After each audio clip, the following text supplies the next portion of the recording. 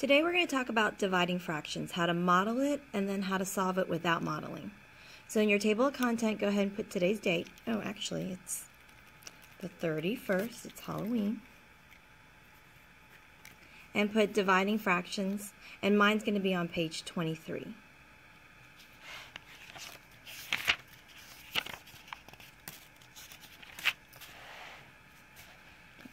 When we talk about dividing, whether it's fractions or numbers, we're actually grouping things. How many of those groups can we pull out of our whole? So that's what dividing is.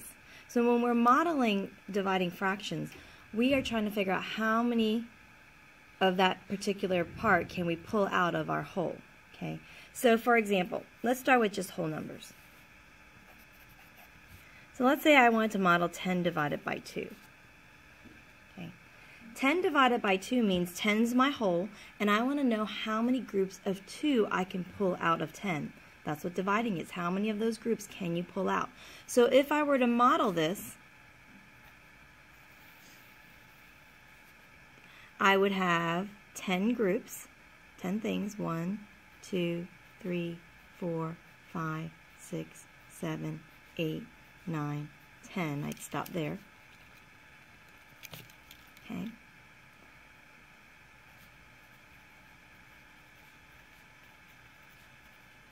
And I would want to know how many groups of 2 I can pull out of 10 things. Well, you can see here, I'm going to make it darker. Here's one group of 2. Here's 2 groups of 2. Here's 3 groups of 2. 4 groups of 2. And 5 groups of 2. So 10 divided by 2 equals 5. And I know you guys already knew that, but that's how we would model it. How many groups of 2 can we pull out of 10, right? And it would be 5. Now what if I wanted to model 10 divided by a half? So instead of dividing it by 2, I'm dividing it by half. That means that I want to know how many halves I can pull out of 10. So again, I could model this. First, I'm going to draw my 10 pieces that I have. 1, 2, 3, 4, 5, 6, 7, 8. Oops, too short this time. 9, 10. Right.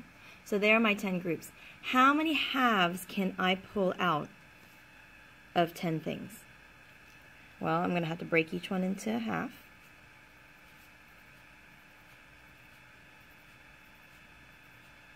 And instead of circling, I'm just going to make little humps for each half I can pull out.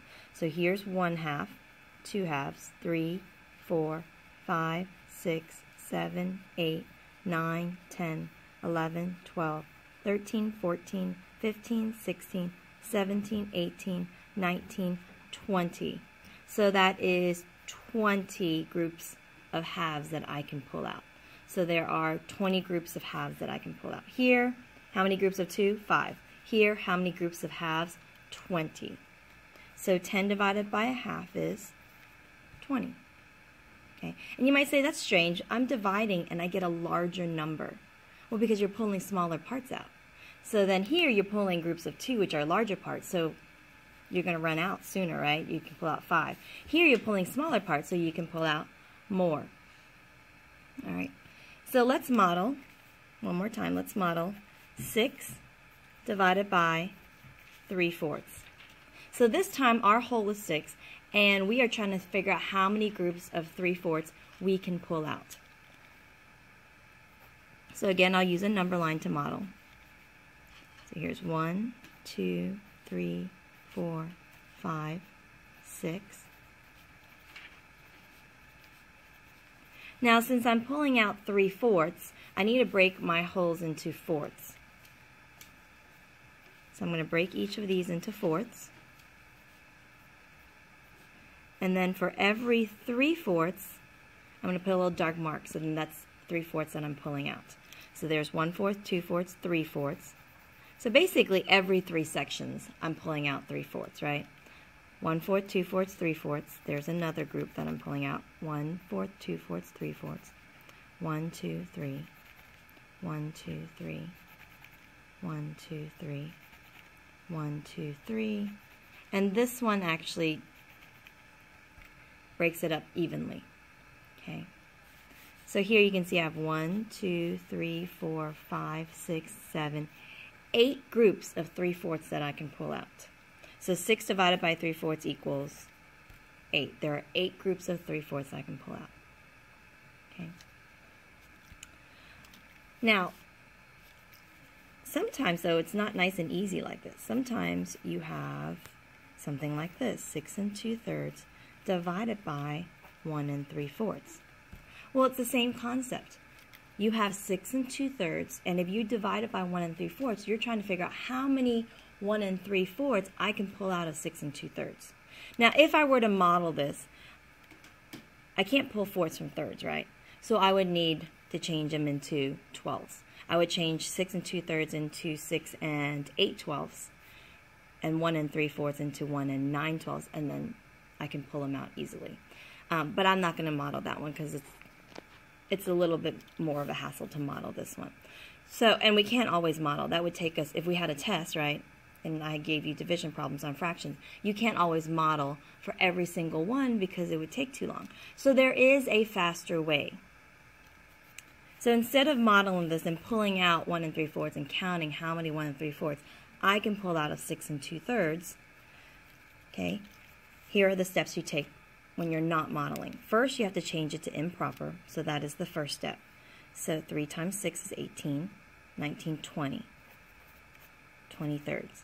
Divided by, change this into improper, and it would be 7/4. Okay. The next step we do is we flip the 7/4. Okay. And you can see that works because here, if you did 6 times 4 and then divide it by 3, you would get 8. Here, if you did 10 times 2 divided by 1, you would get 20. So the flipping works. All right. So then you flip it, and it would be 20 over 3 times 4 over 7. So we flip it, and we change it to multiplication. Okay. Then we simplify before we multiply, which in this case we cannot, but it's not very hard to multiply. It becomes 80 over 21, which equals, 21 goes into 80 3 times.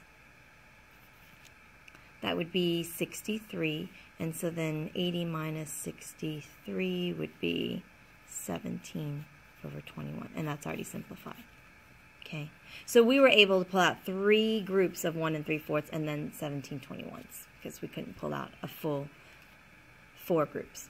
Okay, now let's write these steps down because you might not remember just by looking at this. So let's write the steps down. So first, here are the steps for dividing.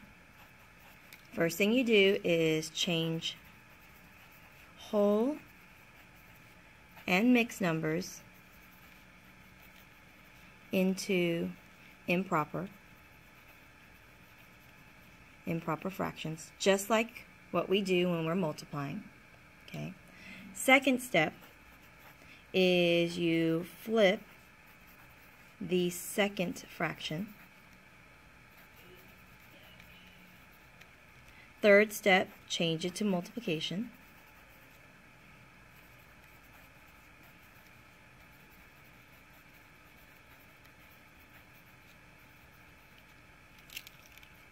And then, of course, you simplify before you multiply. Always, right?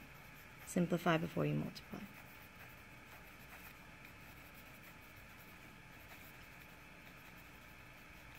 Because once you change it to a multiplication problem, you can simplify before you multiply. You can't simplify when it's still division. Once you flip it and you change it to multiplication, then you can simplify before you multiply. So those are the steps for dividing fractions. So using these steps, let's do a couple more examples. Okay. Let's do 10 4/5 divided by 2 2/11. First, we change it to improper, so that would be 54 over 5 divided by 24 over 11. Second step is we flip the second and change it to multiplication, right? So 54 over 5, flip this one, and then change the sign to multiplication. Then we simplify before we multiply, which I can simplify the 54 and the 24. What goes into 54 and 24? 6 does. So divide it by 6, that's 9. Divide this by 6, that's 4. And then that's all we can simplify. This equals 99 over 20. And 99 over 20, change it back to a mixed number, equals 4 and 19/20. And that's already simplified. Okay? Let's do one more example. This time, let's do one with a whole number. So we have 5 1/4 divided by 14. Now you might say, if you only have 5 1/4, there's no way you can take out 14 wholes. So it'll be smaller than 1 whole, because you can't even take out 1. It'll be a fraction. It'll be less than a whole. So first we change it to improper. So that would be 21 over 4 divided by, this whole number as an improper would be 14 over 1. Second step, we flip the second fraction, and then we change the sign to multiplication. And then, of course, we simplify before we multiply, which we can do that here. Divide by 7, divide by 7. That would be 3 and 2. And then that's it. So then we multiply 3 times 1, and 4 times 2 is 8. So you can see, yeah, there's no way you can pull out a full 14 groups from 5 1/4, so you can only pull out 3/8 of it. Okay?